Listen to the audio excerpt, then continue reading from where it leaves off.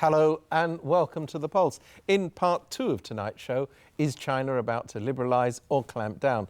Two recent indicators suggest the latter. The first is a PLA documentary that presents Hong Kong's democracy seekers as stooges of the United States and Britain. And then there's President Xi Jinping's comments on further controls on the internet. First, though, controls on Hong Kong's television providers as the controversy over the government's refusal to award a free TV licence to HKTV reach new levels this week, with an attempt in the Legislative Council to invoke the Powers and Privileges Bill to investigate how that decision was made. 今日咧就特別咧就同港視啲員工咧就安排咗一啲誠實豆沙包，我就擺咗喺宴會廳咧請大家食，咁大家上面就即係唔好客氣食翻個，一陣發言嗰陣時咧投票嗰陣時咧揾翻個良心講翻句真話，支持我哋引用權力及特權法調查呢件事。大眾市民所希望嘅嘢就係我哋呢個議會絕大部分嘅立法會議員能夠聽到市民喺呢件事上面嘅聲音，作一個最團結、最能夠可能一致投票支持呢個議案嘅動議。司法覆核點解喺今次呢件事件裏邊呢係有一個好明顯嘅限制？根本上任何人，尤其是係立法會議員，根本上你如果理解或者肯去理解司法覆核本身喺今次事件上嘅限制咧，你根本上唔可以用司法覆核作為一個藉口。 The controversy has been raging ever since the government announced 3 weeks ago that it wasn't going to award a third new free TV licence. The public wants to know why the number of new licences was limited, why 2 applicants who'd apparently done little to prepare for the offer were awarded them, and why it's applying a protectionist attitude to the industry. This week, pan-democratic legislators introduced a motion to the full council in the hope of obtaining documents involved in the process of vetting the applications. 我哋要指出咧 ，PMP 即係權力及特權法呢一樣嘢咧，係一個殺傷力好大嘅武器。佢唔單止咧係可以幫助我哋去追查一啲事件嘅真相，但係佢亦都會咧係破壞一啲現存嘅制度嘅流程方式。我哋明白市民嘅知情權，但係咧其實一貫嘅做法咧就係唔會同市民爭辯或者申請者爭辯。如果佢唔服嘅咧，佢最好就循司法嘅程序咧，睇下政府作出決定嘅時候有冇係違反自然公義，有冇係 rationally unreasonable 或者係 irrational 嘅。如果單方面揾個人出嚟喺度。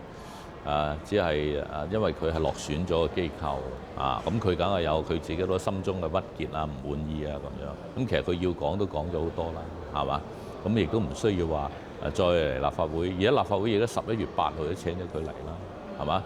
咁仲有咩需要話仲要用特權法嚟又叫佢再嚟講我哋覺得冇需要啊。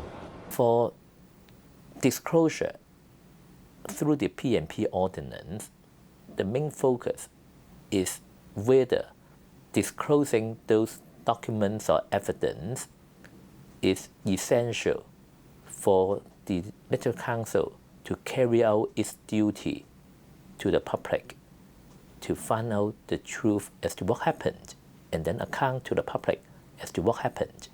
But then, in general, disclosure of documents under judicial proceedings cannot be disclosed to the public. Under the split vote system, the motion needed to be passed by both the functional constituencies and the geographical constituencies. It was expected that it would pass in the geographical constituencies. The crucial deciding votes were in the functional constituencies. Before the debate on the motion, Chief Executive Leung Chun-ying had a closed-door meeting with legislators from 2 pro-establishment political parties, the New People's Party and the Business and Professionals Alliance for Hong Kong. Some legislators even said the liaison office contacted them to express concern about the free TV licence issue. Some did change their minds before voting. 我哋如果而家再喺度鬥爭，再嘥時間咧，而唔行錯方向嘅話咧，恐怕我哋真係幫唔到市民。我哋只係再一次咧係衝擊我哋而家呢個咁嘅成個社會。